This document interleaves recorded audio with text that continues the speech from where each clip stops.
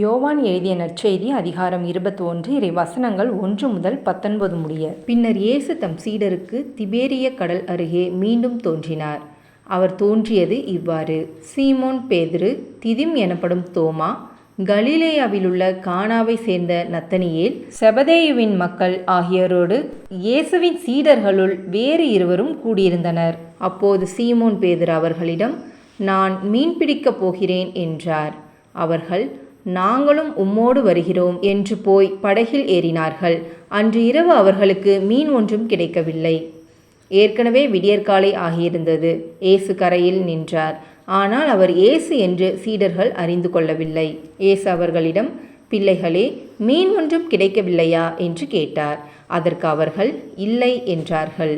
அவர் படகின் வலப்பக்கத்தில் வலை வீசுங்கள், மீன் கிடைக்கும் என்று அவர்களிடம் கூறினார்.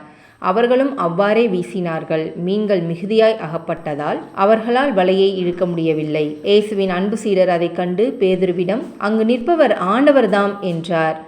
அதை கேட்டவுடன் தம் ஆடையை களைந்திருந்த சீமோன் பேதுரு ஆடையை இடுப்பில் கட்டி கொண்டு கடலில் குதித்தார். மற்ற சீடர்கள் மீன்களுடன் வலையை இழுத்து கொண்டு படகிலேயே வந்தார்கள். அவர்கள் கரையிலிருந்து வெகு தொலையில் இல்லை, ஏறக்குறைய 100 மீட்டர் தொலையில்தான் இருந்தார்கள்.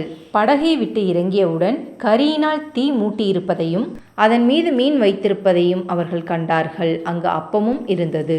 இயேசு அவர்களிடம், நீங்கள் இப்போது பிடித்தவற்றில் சில மீன்களை கொண்டு வாருங்கள் என்றார். சீமோன் பேதுரு படகில் ஏறி வலையை கரைக்கு இழுத்தார். வலை நிறைய பெரிய மீன்கள் இருந்தன. அவற்றின் எண்ணிக்கை 153. இத்தனை மீன்கள் இருந்தும் வலை கிழியவில்லை. இயேசு அவர்களிடம், உணவருந்த வாருங்கள் என்றார். சீடர்களுள் எவரும் நீர் யார் என்று இயேசுவிடம் கேட்க துணியவில்லை. ஏனெனில் அவர் ஆண்டவர்தாம் என்று அவர்கள் அறிந்து கொண்டார்கள்.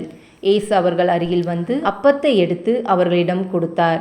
மீனையும் அவ்வாறே கொடுத்தார். இவ்வாறு இயேசு இறந்து உயிருடன் எழுப்பப்பட்ட பின்பு தம் சீடருக்கு இப்போது 3ஆம் முறையாக தோன்றினார். அவர்கள் உணவருந்திய பின் இயேசு சீமோன் பேதுருவிடம், யோவானின் மகன் சீமோனே, நீ இவர்களை விட மிகுதியாக என் மீது அன்பு செலுத்துகிறாயா என்று கேட்டார். அவர் இயேசுவிடம், ஆம் ஆண்டவரே, எனக்கு உம்மிடம் அன்பு உண்டு என உமக்கு தெரியுமே என்றார். இயேசு அவரிடம், என் ஆட்டுக்குட்டிகளை பேணி வளர் என்றார்.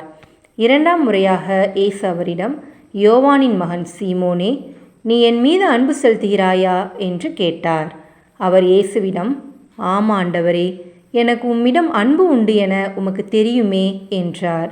இயேசு அவரிடம், என் ஆடுகளை மேய் என்றார்.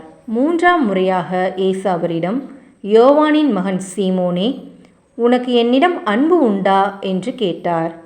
உனக்கு என்னிடம் அன்பு உண்டா என்று இயேசு 3ஆம் முறை கேட்டதால் பேதுரு துயருற்று அவரிடம், ஆண்டவரே, உமக்கு எல்லாம் தெரியுமே, எனக்கு உன்மீது அன்பு உண்டு என்பது நீர் அறியாத ஒன்றா என்றார். இயேசு அவரிடம், என் ஆடுகளை பேணி வளர். நீ இளைஞனாக இருந்தபோது நீயே இடையை கட்டி கொண்டு உனக்கு விருப்பமான இடத்தில் நடமாடி வந்தாய்.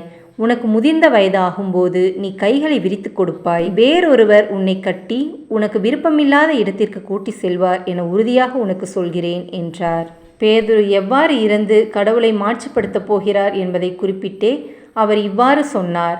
இதை சொன்ன பின் பேதுருவிடம், என்னை பின்தொடர் என்றார். இது கிறிஸ்துவின் நற்செய்தி. கிறிஸ்துவே உமக்கு புகழ்.